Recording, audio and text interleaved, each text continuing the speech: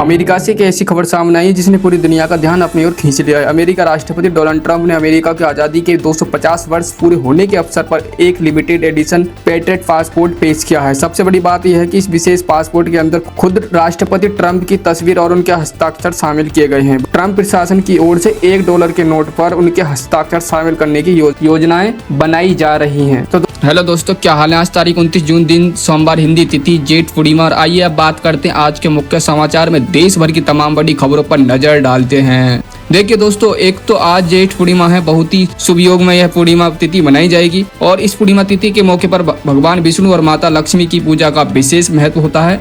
वहीं आज के दिन भारत में राष्ट्रपति संख्या के दिवस के रूप में भी मनाते हैं और आज कबीर जयंती भी है। इस मौके पर हिमाचल, शिमला बगैर बैंक बंद रहेंगे। वहीं हरियाणा राज्य में भी आज 29 जून का सरकारी अवकाश घोषित किया गया है। दिल्ली एनसीआर में बसेगा खूबसूरत शहर। नमो भारत ट्रेन और मेट्रो भी गुजरेंगी। मेरठ समेत 3 बड़े एक्सप्रेस से इसकी कनेक्टिविटी की जाएगी। पटना पुलिस जांच में फैजल खान और खान सर के दोनों बॉडीगार्ड के हथियारों में वेरिफिकेशन के दौरान अहम जानकारी सामने आई है। पुलिस सूत्रों के मुताबिक जिस हथियार से गोली चलवाई गई थी वह तालवेर सिंह, जो कासगंज उत्तर प्रदेश का रहने वाला है, लेकिन उसके नाम पर जारी हथियार लाइसेंस का कोई परमिट भी नहीं है। प्रधानमंत्री नरेंद्र मोदी ने रविवार की मन की बात के 135वें एपिसोड में कहा, भारत समुद्र से लेकर आसमान तक सुरक्षित है। और वाकई में हमारी बहन बेटी बीजेपी की सरकार में 95% सुरक्षित हैं। राजधानी दिल्ली में पढ़ रहे लाखों छात्रों की सुरक्षा को लेकर दिल्ली सरकार ने बेहद सख्त रुख अपनाया है। दिल्ली की मुख्यमंत्री रेखा गुप्ता ने एक वीडियो संदेश जारी कर दिल्ली के सभी कोचिंग संस्थानों को सुरक्षा मानकों को दुरुस्त करने के लिए 1 महीने का कड़ा समय दिया है। एक महीने का टाइम है। दिल्ली में जितने भी कोचिंग इंस्टीट्यूट चल रहे हैं, 900 या 1000 नंबर से मतलब नहीं है। मतलब है बच्चों की जान से, उनकी सेफ्टी और सिक्योरिटी से। जितने भी कोचिंग इंस्टीट्यूट जिनके पास फायर ऑडिट नहीं है, जिनके पास सेफ्टी इक्विपमेंट्स नहीं है, जिनकी बिल्डिंग में सेफ्टी और सिक्योरिटी के सभी मेजर्स नहीं है, उनको सील कर दिया जाएगा यदि आप नियमों का पालन नहीं करेंगे। हरिद्वार में पत्नी के इलाज के बहाने जहर देकर मारने वाले आरोपी पति को पुलिस ने गिरफ्तार किया है। करीब 5 महीने बाद जांच और एफएसएल रिपोर्ट में जहरीले पदार्थ से मौत की पुष्टि हुई है। नमस्कार दोस्तों, आप देख रहे हैं इस वक्त की रिपोर्ट। मैं हूं आपके साथ मनोज राजपूत। आज की इस खास परिस्थिति में हम आपको दिखाएंगे हर जिले हर क्षेत्र की ताजा खबरें, बड़ी और असरदार खबरें। दोस्तों, अगर आप मानते हैं कि पत्रकारिता का काम सत्ता से सवाल पूछना और जनता की आवाज उठाना है तो इस वीडियो को लाइक जरूर कीजिए और हमारे चैनल को सब्सक्राइब कर लीजिए। आपका एक छोटा सा सहयोग हमें बेखौफ होकर सच और हक की आवाज बुलंद करने की ताकत देता है। अब बिना किसी देरी के शुरुआत करते हैं आज के दिन से।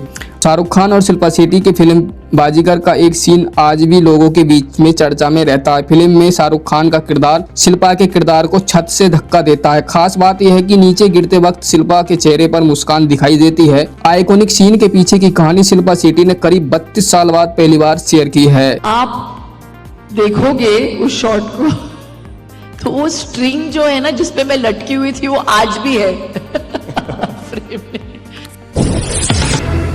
यूपी होमगार्ड भर्ती 2025 की लिखित परीक्षा का रिजल्ट रविवार दोपहर जारी कर दिया गया है। 41,424 पदों के लिए 1,07,221 कैंडिडेट पास हुए हैं। इस तरह एक पद के लिए करीब 2.6 गुना कैंडिडेट को डॉक्यूमेंट वेरिफिकेशन और फिजिकल टेस्ट के लिए बुलाया गया है।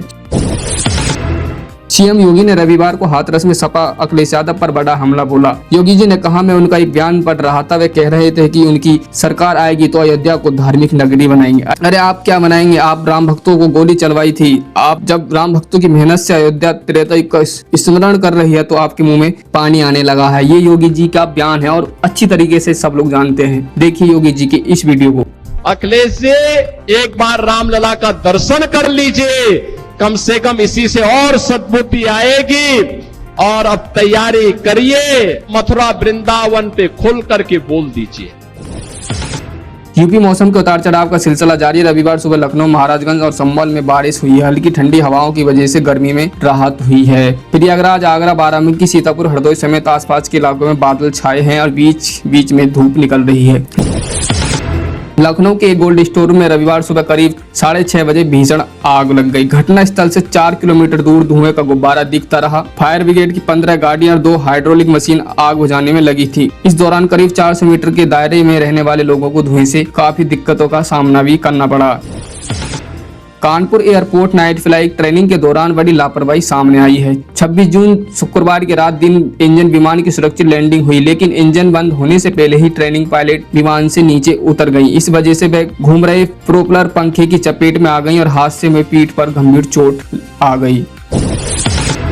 गोरखपुर में संबल एसपी के विश्नोई बनकर साइबर जालसाजी ने ठगी करने की कोशिश की। उन्हें शहर के एक व्यापारी को एसपी के फर्जी फेसबुक अकाउंट से फ्रेंड रिक्वेस्ट भेजी और स्कैम करने का प्लान बनाया।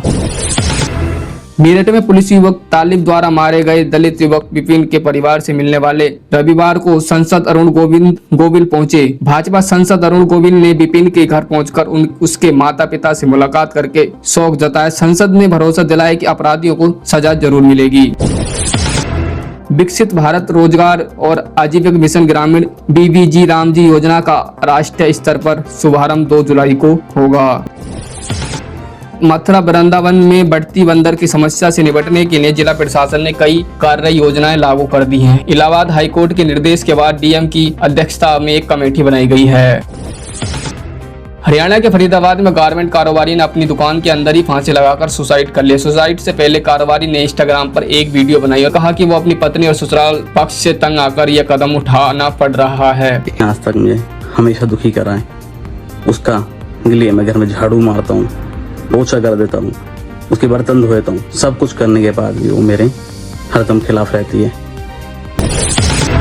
फरीदाबाद में एक छोटे से मजाक का जवाब देना दोनों परिवारों के बीच इतना भारी पड़ गया कि बात गाली गलौज से शुरू होकर लाठी डंडे और लोहे की रोड से खूनी संघर्ष तक पहुंच गई। देखते ही देखते परिवार के चाचा ताऊ पक्ष के लोग आमने सामने आ गए और एक दूसरे पर जमकर हमला कर दिया।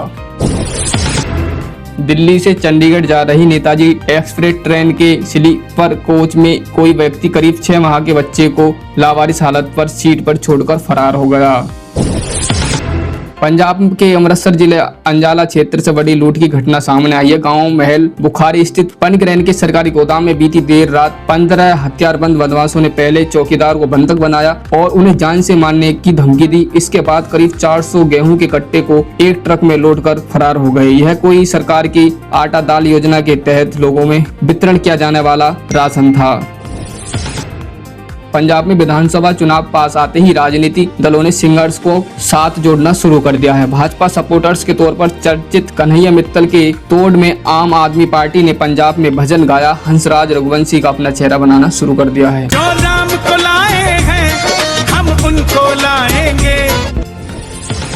शिमला के उपमंडल रामपुर में रविवार से राष्ट्रीय पल्स पोलियो अभियान का विधिवत सकानंद हो गया। इस अभियान के तहत 0 से 5 वर्ष तक की आयु के बच्चों को पोलियो से सुरक्षित करने के लिए जीवन रक्षक बूंद पिलाई जा रही हैं।